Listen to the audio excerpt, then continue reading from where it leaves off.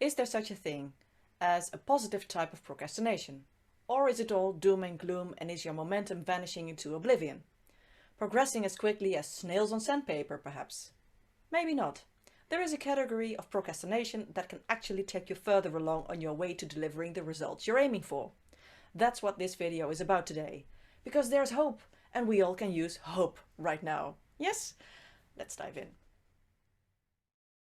Hi, and welcome to Brave Changemakers. My name is JOJANNEKE, and on this channel I share tips and insights for improving creative performance and innovation strategies for change agents with meaningful missions. So there is such a thing as making good use of your tendency to procrastinate. This may sound counterintuitive, and in a way, it is. But even so, if you know that you tend to procrastinate, you can do something about it. Let me give you an example. At the start of the first lockdown last spring, I started vegetable gardening like countless other people. An array of YouTube videos helped me through it with tips and tricks, and while I was working in the garden I also listened to channels on other topics. Now, I'm not really into vloggers. I think I'm a little bit too Generation X for that. But I do have a couple of specific interests in which I can lose myself. Topics that others might not really like at all, perhaps. But I enjoy them. For example, I watched a whole series of videos about Tudor history, about Henry VIII's 6 marriages and the fate of his wives. Divorced beheaded died, divorced beheaded survived. They were mostly rather brutal and cruel stories, but from a safe 400 years distance, extremely fascinating. And the political rollercoaster of that time was fascinating, and the palaces and the royal court and how life was organized there. Feeding over 1,000 mouths 3 times a day, all facilitated from a gigantic kitchen in Hampton Court. And other palaces. The lavish Christmas festivities at the royal court all those centuries ago. And I learned a lot about the notorious personality Henry had. And about the troublesome yet powerful upbringing and lifespan of his daughters, Bloody Mary Tudor and Elizabeth I, the Virgin Queen. I watched channels like those of Dr. Cat, Reading the Past, check them out, and On This Day in Tudor History and Timeline. I really enjoy them.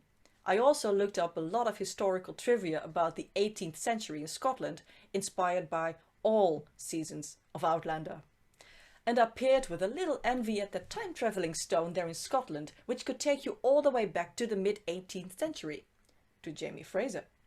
A time of galloping men in kilts, bizarre fights, big dresses, blazing hearths in dark castles, and of course, that charming Scottish accent. And Jamie Fraser. Nothing new in itself, really. Disruption has now become our version of Groundhog Day in 2020. And we still have megalomaniacal leaders and complicated rulers in our time as well. That really hasn't changed. It is of all times. But 1532 and 1743 sound so nice and romantic and safely far away from 2020.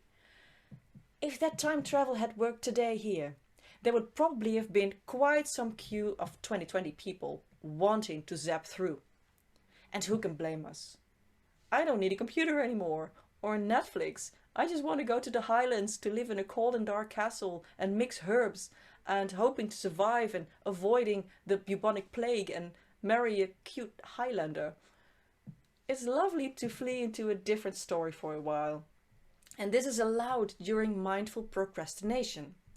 Thanks to King YouTube, I had fresh vegetables from my own garden and the opportunity to immerse myself in a different reality. A different time. And during the endless and timeless cultivation of plants, this year became completely irrelevant for just a short while. It didn't matter anymore, and I felt relaxed and at ease at those moments. But how does all this help you?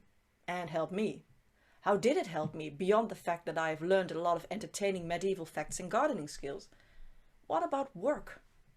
Well, those moments of taking a break from this year allowed me to continue working during some hours of the day. Although I worked much less and less often. Many client projects, also from me, were cancelled or postponed. Speaking gigs at universities and organizations will have to wait until next year. Workshops have been moved to online sessions. I had already been facilitating those online sessions for years. I even published about it in one of my books, Live Your Talks, in 2016. So technically, it wasn't a problem. But I did miss and still do working together and inspiring in real life. But everyone makes sacrifices and suffers losses in 2020, and I am no exception. When I was able to focus well, I decided to work mainly on product development, and I set up the live streaming facilities of weekly church services for a congregation here in my neighborhood for 500 people every Sunday in Rotterdam, with a tech team. If I hadn't been gardening and watching Tudor history videos, setting up that live stream team would have given me a lot more anxiety. Because of course I wanted it to go well, because every week hundreds of people were waiting for the service. So I consciously made sure that I allowed time and space for this type of mindful procrastination. Because of course I should have done other things too while I was gardening and indulging in the medieval hobby. That was difficult for me, because like so many others, I kept an eye on the amount of virus infections every day. But at some point I redirected my attention. I was less hitting F5 to refresh the case count. I couldn't change anything about it anyway, as I was already self-isolating. I was doing everything I could. And as I kept switching from live streaming to watching historical videos, I started to feel better. And it paid off. If you are extremely enthusiastic about something, whatever it is, and discover and learn more about it every day, then you enter a learning state, a mode in which you discover and learn, and if you're lucky, also shape this into something you enjoy. And that is exactly the mode you need to be in to get better at your job, which in my case is developing e-learning, facilitating innovation processes and advocating for orphaned kids in the country I live in. In the learning state, you become more open to new ideas and there is less room for ego. Ego becomes less relevant because you're out to investigate, to explore, and you have less to defend. Also, learning becomes easier and more comfortable when you combine it with physical activity. In my case, vegetable gardening. This puts your body and brain on edge for performance.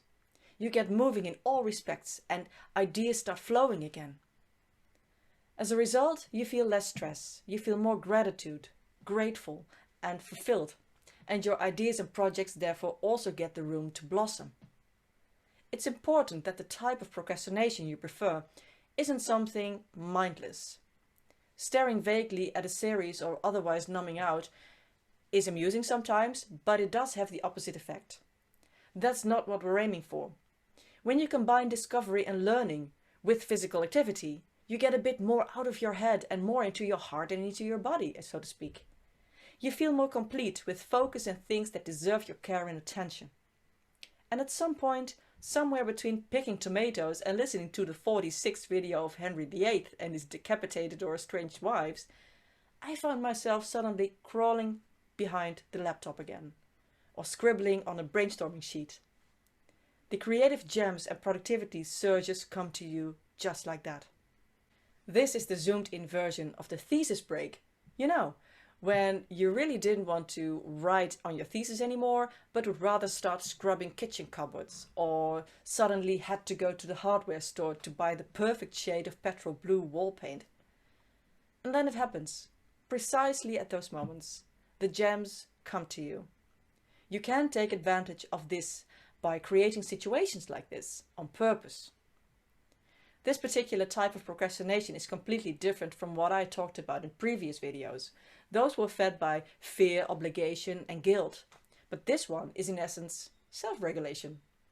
It's about bringing yourself back into a state where something useful can come out of your brain and your hands in this crazy year. Briefly immersing yourself in a different reality may look like flight behavior. Sometimes it is, but in fact it's something more. It's giving yourself, your body and your brain a welcome break.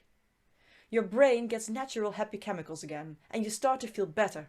This allows you to cope with other tasks and 2020 related things.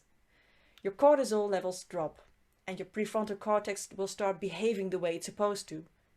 Your brain needs this so that it can serve you the best it can once more. For you and your plans, your dreams and wishes and your responsibilities.